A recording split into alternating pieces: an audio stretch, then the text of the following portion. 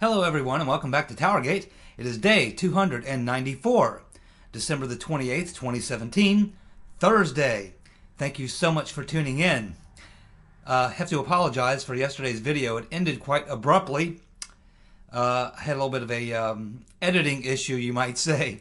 But just so you know, there was no real content missed. The only thing was maybe 30 seconds was cut off the end where I just usually thank you for tuning into the video and tell you I'll be back tomorrow with more news. So there was no real content that was missed out on, just the very ending where I say thanks and all that kind of stuff. So thank you for watching last night's video. I really appreciate it. And of course I am back for today's TowerGate video. I had a couple comments on the fact, on that video, I was talking about the fact that last night it got down to 1 degree, 15, 16 below with a wind chill. Super cold this morning and still cold right now. We're locked into this thing for probably, they're saying like another 10 days before we're not even going to get close to freezing for the next 10 days. It's not even going to make it, most days will not make it out of the teens or low teens or single digits, and none of the nights will be above single digits.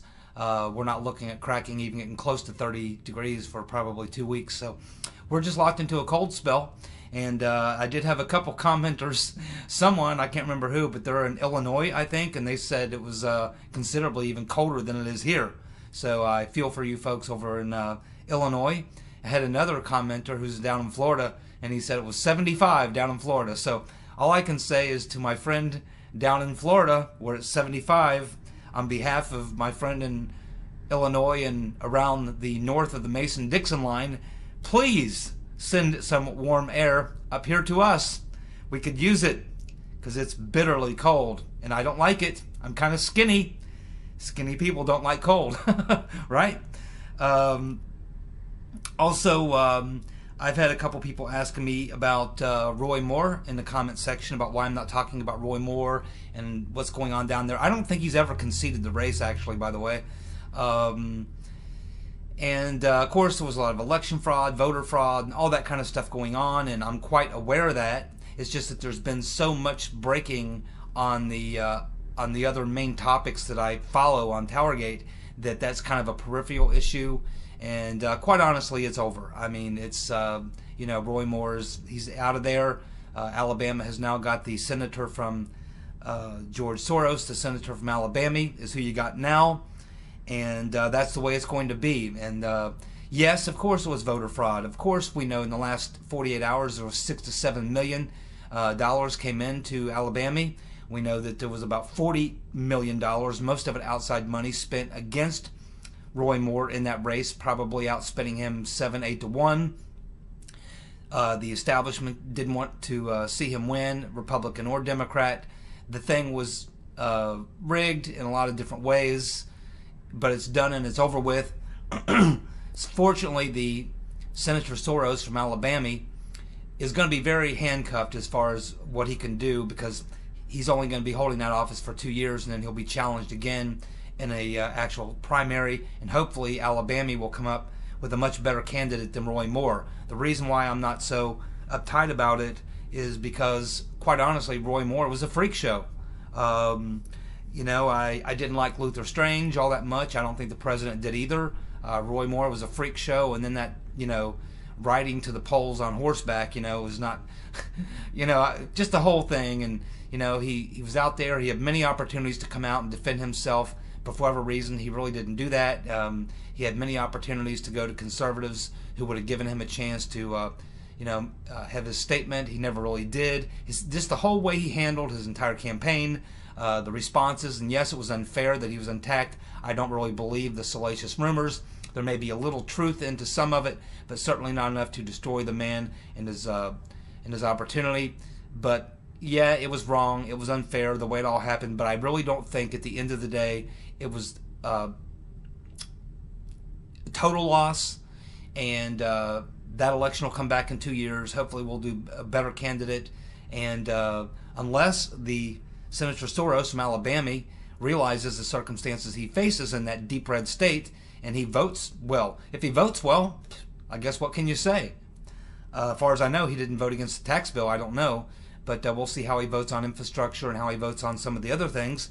But I don't think that that's going to turn out hurting us as bad as it could have. And quite honestly, Roy Moore in the Senate would have been a bit of a freak show, and we would constantly have to be defending him. He could have hurt us pretty bad just because he's kind of, he's kind of a freak show.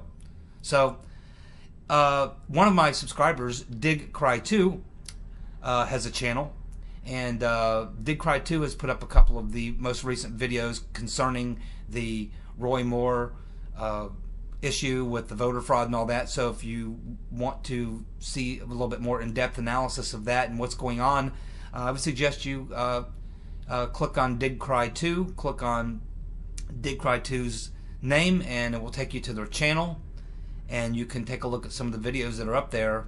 Maybe on a slow news day I can get into it a little bit more, but we just have so much to cover that I just don't really get there. But I'm aware of it, and thank you for commenting on that. I had another comment from Devin and Janelle asking about ham radio. What is a ham radio? And that type of thing. Well, basically, a ham radio, there's no such thing as a ham radio. It's not a make or model of a radio. Ham radio just refers to amateur radio.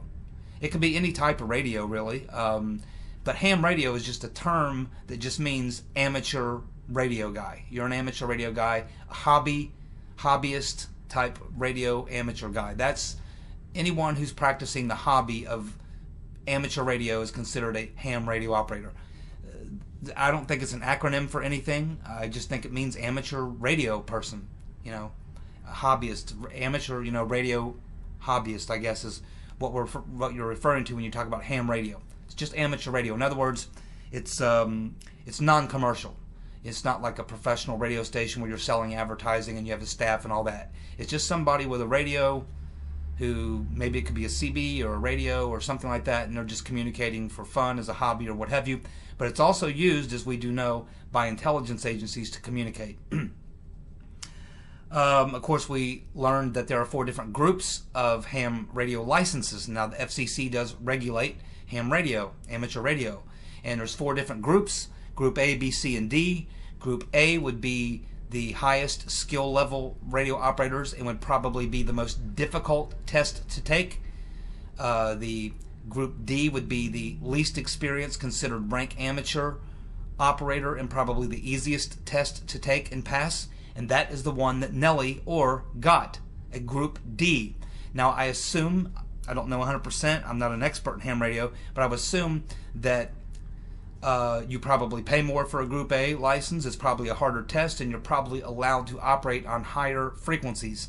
That would be my guess. You're probably allowed to operate with more power, maybe larger antennas, this and that and the other thing. So I think the separation between Groups A, B, C, and D probably have to do with the power you can transmit with, the size of antenna, the frequencies, and that type of thing.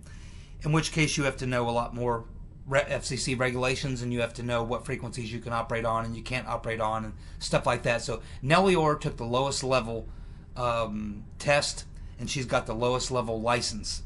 But I would doubt that she seriously is communicating purely with her radio. I believe that she's probably using some sort of a digital interface through a satellite uplink, because I assume that she was intentions were to communicate with someone outside the general local area. And with a ham radio, any type of amateur radio, unless you've got a very, very good size 60 to 90 foot mast antenna and some power, and maybe you have to be also probably at a high point of elevation, you're going to have trouble communicating around the globe.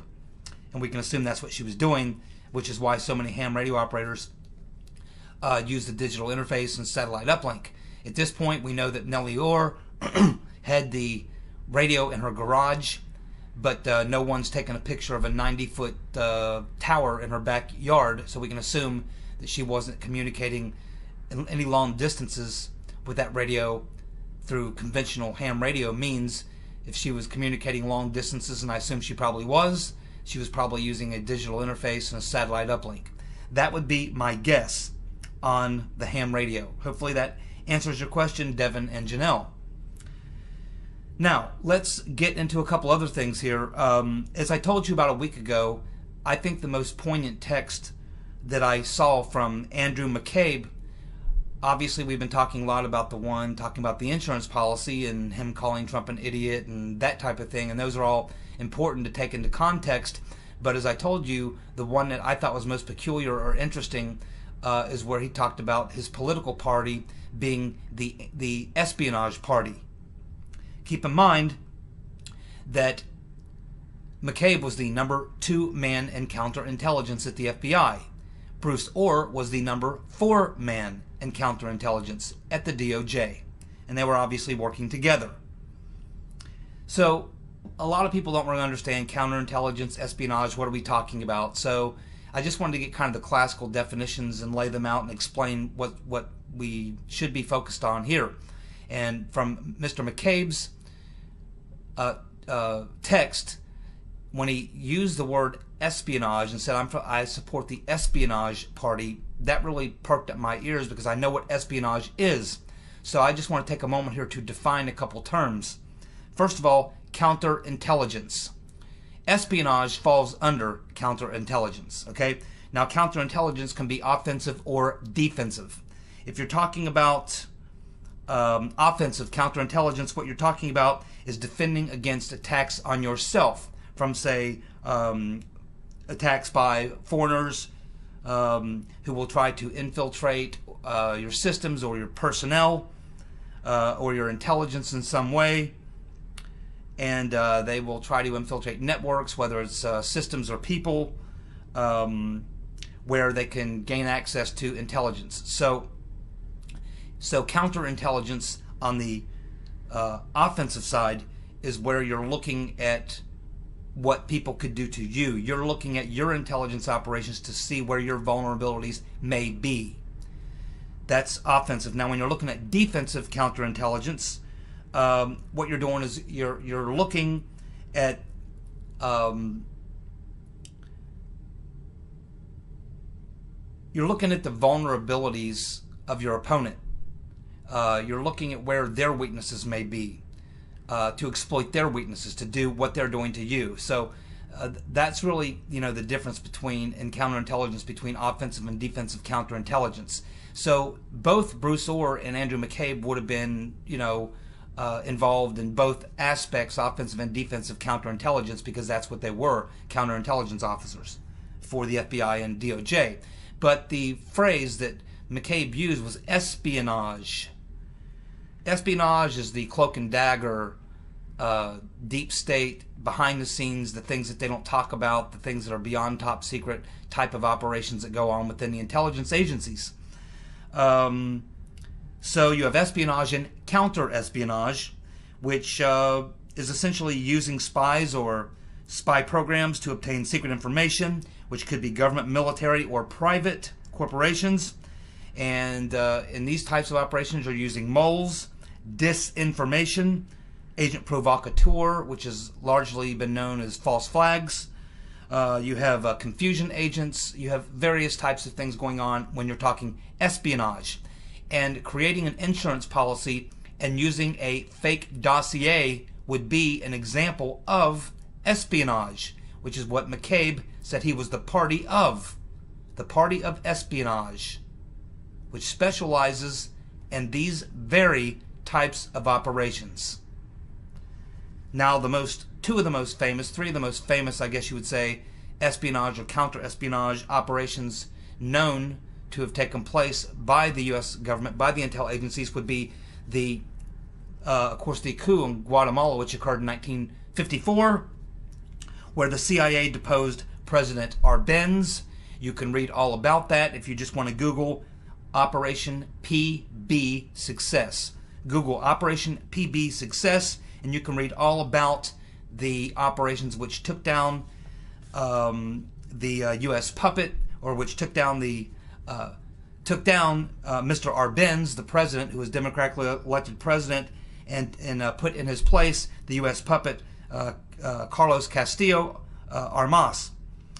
Now, what's interesting about the Guatemala operation is that the Guatemala operation was very successful because it utilized very limited amounts of resources. We didn't have to bring in any military. We didn't even have to get the counter-military group we had been funding and arming to even act. because they had a state-run radio station, and when Arbenz took over, he was, of course, a communist, and they liked complete state control of all the media, so they literally had one state-run controlled radio station. So the CIA, it made it very easy for them to pull off this coup, because all they had to do was get in control of the radio station.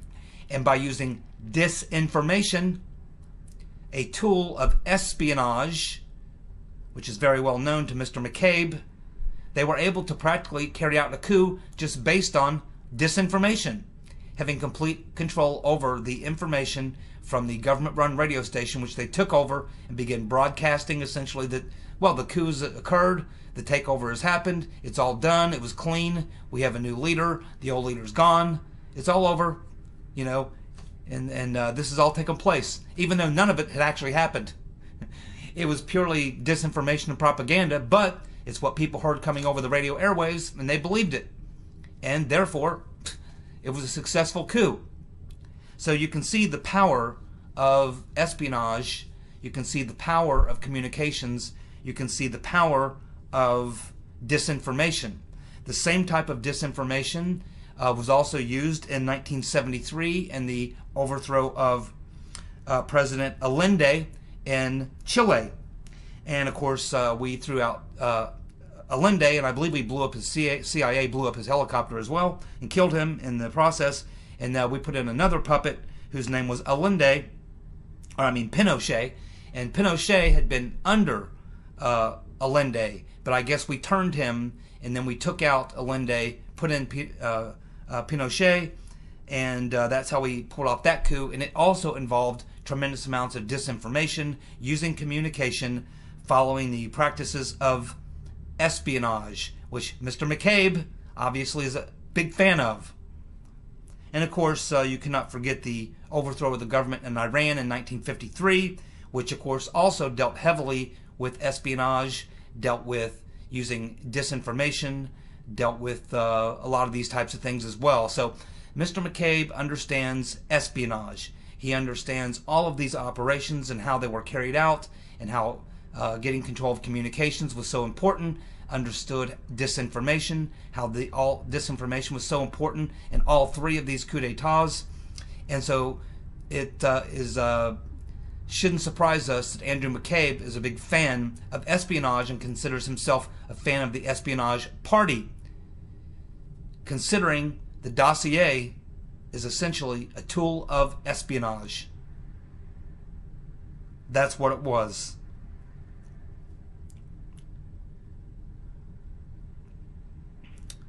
New York Attorney General Eric Schneiderman is openly boasting that he is working with Mueller in his investigation. In fact, he's tweeting about it.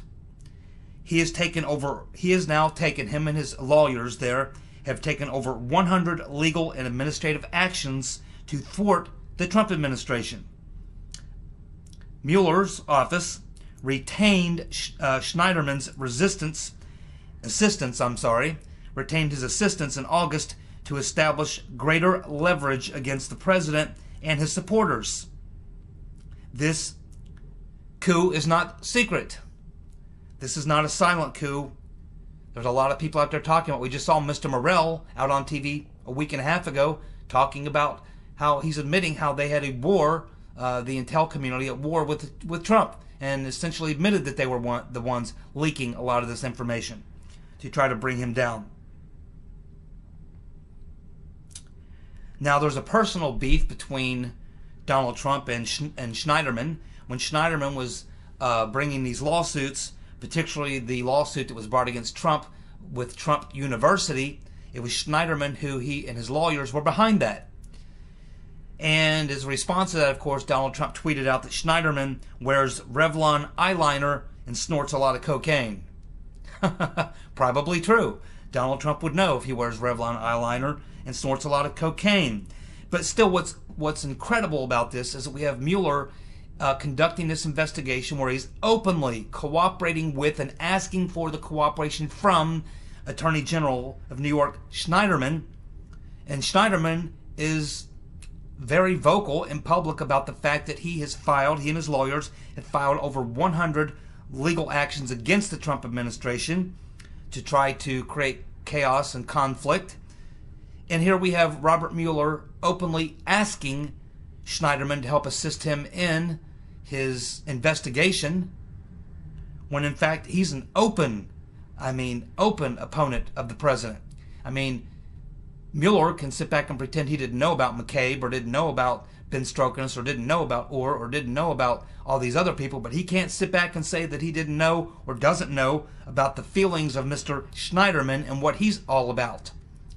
Mr. Mueller is openly working with Mr. Schneiderman, who is 100% vocal and out front public with the fact that he is out to get Trump. And that's who Mueller has asked to help him in his investigation. And they will try to get him on an obstruction charge. If they can't get him on collusion, if they can't get him on this or that, they'll go for some obstruction charge, which would be Mr. Schneiderman and his people's specialty.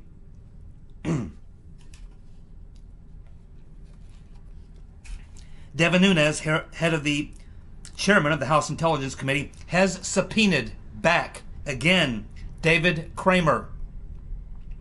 Now that they've learned from Gubarev versus BuzzFeed, they now know the names of the Russian sources. Well, apparently, it appears that Devin Nunes' investigators have been in contact with Mr. Gubarev's attorneys. As we just learned about a week and a half ago, Gubarev's attorneys had filed a petition with the court to force BuzzFeed to give up their sources. A ruling was made against Mr. Gubarev's attorneys that would protect BuzzFeed's sources. But when they went to court that day, there had been a previous request to want to depose Kramer and some other people, and Kramer had been avoiding his deposition, which was ordered by the court. So they filed a motion. So the judge contacted the attorneys of David Kramer and said, "Hey, I've ordered that your client be deposed. He needs to make arrangements to be deposed in the next however many days, or else we got problems."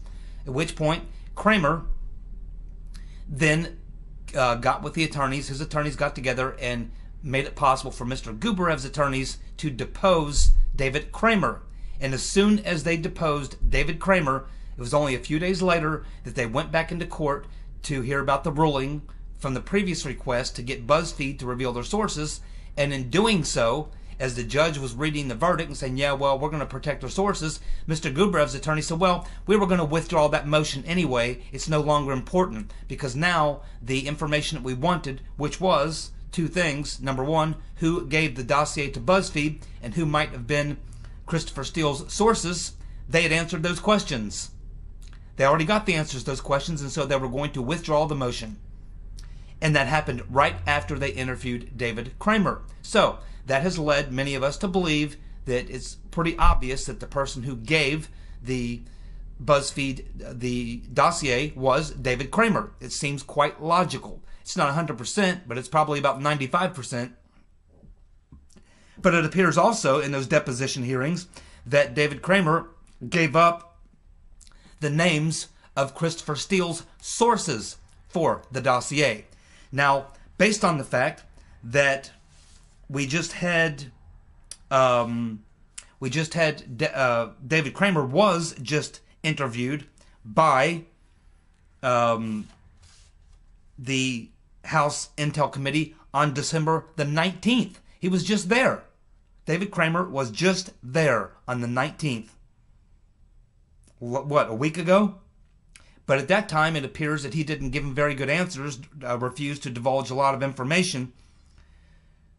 So the date on the new subpoena, when they're going to have David Kramer back, is going to be January 11th, 2018. January the 11th, 2018. So we can only assume at this point that Devin Nunes' investigators have talked to Gubarev's lawyers. And of course they would talk, because they're both working for the same thing.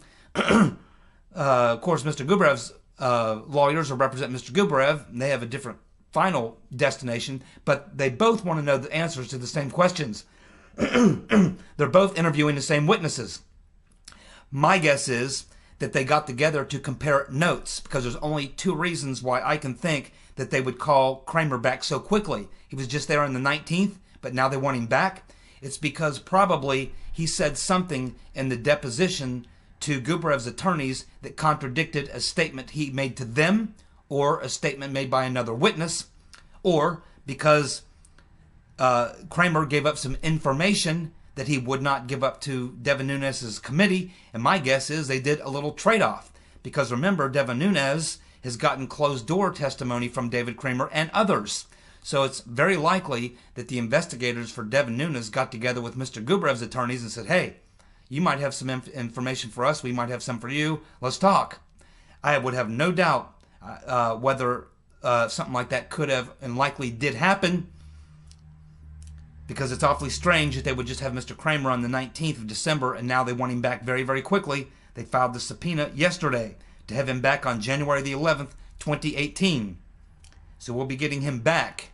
And it appears that, in all likelihood, he did admit to Gubarev's attorneys that he was the one that gave BuzzFeed the dossier, and it appears that he also gave up Christopher Steele's Russian sources, if there are any.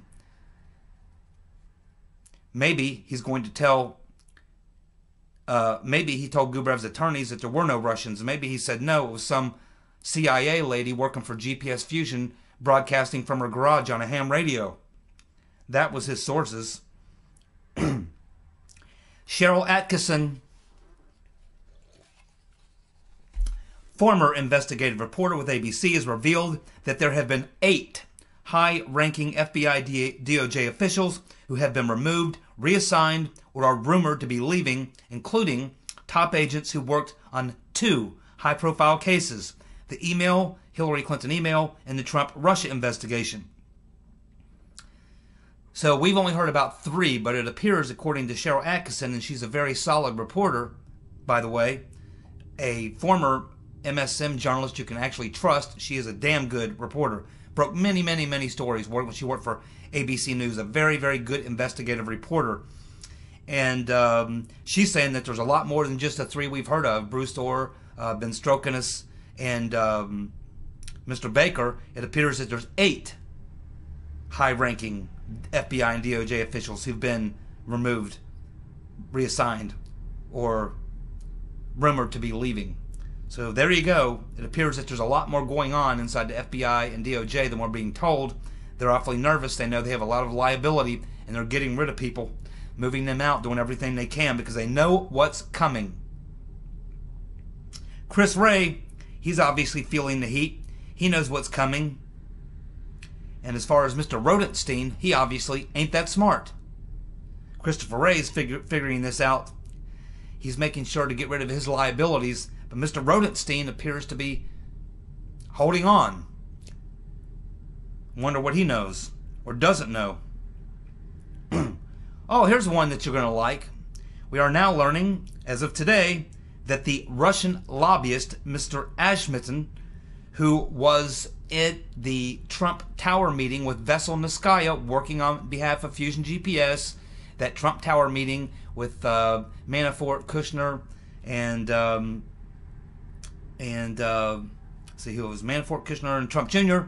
We're now learning that that Russian lobbyist, Mr. Ashmitten, who was at the Trump Tower meeting, was also in attendance at the Halifax International meeting where John McCain learned of the dossier. John McCain actually gave a keynote speech there. Now, we can understand why McCain would be there. We know why Kramer was there. He's one of the 3 permanent board members of the Halifax International Forum. We know it's a bunch of intel people who get together and give speeches and talk and do things and such.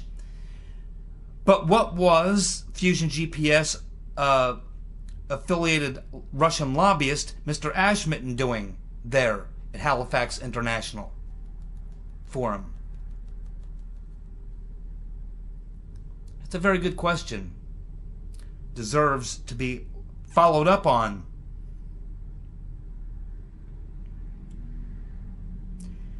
GOP Representative Francis Rooney is calling for a purge at the FBI. Yeah, I'd say. And it looks like it's already beginning. It looks like Christopher Wray is figuring this out. And yeah, it looks like he's doing a little purging over there at the FBI. But I think Mr. Rumi is talking about a real purge, like house cleaning, and that may be coming because where we are right now is just the beginning. It's just the beginning. The recent defector from North Korea has been found to have anthrax antibodies in his system. Well, the very first thing that you do when you have a defector like that, especially in the case of North Korea, is you assume that it's part of a government plot and that person is not a real defector. They're a fake defector, just like Lee Harvey Oswald was part of the U.S. Navy intelligence program for defectors when he defected to the Soviet Union. Same thing. But it looks like they're going to use defectors, fake defectors in North Korea who are carrying anthrax antibodies. That's a very dangerous move for the demonic Teletubby, whose days are probably numbered. And that's why so many people believe that there is a strike coming in North Korea sometime in the next couple of weeks, probably no more than months. As you know, I've done 2 videos on this. I believe it should be the absolute last resort that we use in a war against North Korea, because once you get into something like that, that will occupy the president 24 hours a day, 7 days a week, till the end of his first term, and that's probably all he'll get. It would handcuff him for the remainder of his presidency, and the Make America Great Again agenda would go on the shelf, just like LBJ's program went on the shelf during the Vietnam War. Because the amount of money that you spend, everything else goes in the tank. I don't know if this is neocons or who this is pressing the president to do this, but this should be an absolute last resort, and you should only do it if North Korea does something that's really aggressive. Now, sending fake defectors with anthrax antibodies in them is pretty bad.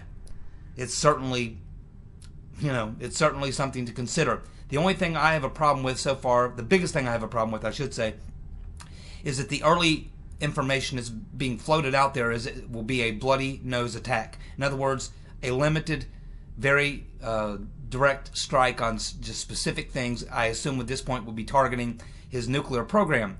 But I honestly believe that that would be insanity. I don't think that you can do a limited strike on North Korea, and I've made that perfectly clear. I say no war in North Korea unless you absolutely have to. But if you have to, it's got to be all out, everything you've got. And the very first thing you've got to do is hit those 12 to 16,000 missiles pointed at Seoul and Tokyo. You cannot just do a limited strike and not destroy his offensive capabilities. This is insanity. Absolute insanity. Please, Mr. President, if you're listening, don't fall for that.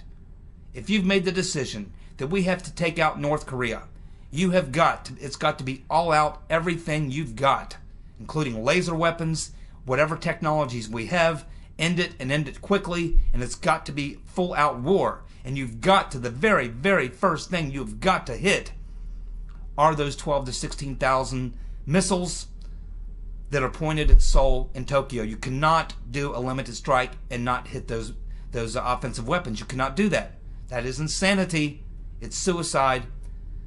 I certainly hope that the president gets much better advice than he's getting on this issue, if what we're being told is true. I really, really hope so. Thank you so much for tuning in. It's been TowerGate Day 294, December 28th, 2017, Thursday. Appreciate y'all tuning in. I'll be back tomorrow with more TowerGate. Y'all take care and stay warm.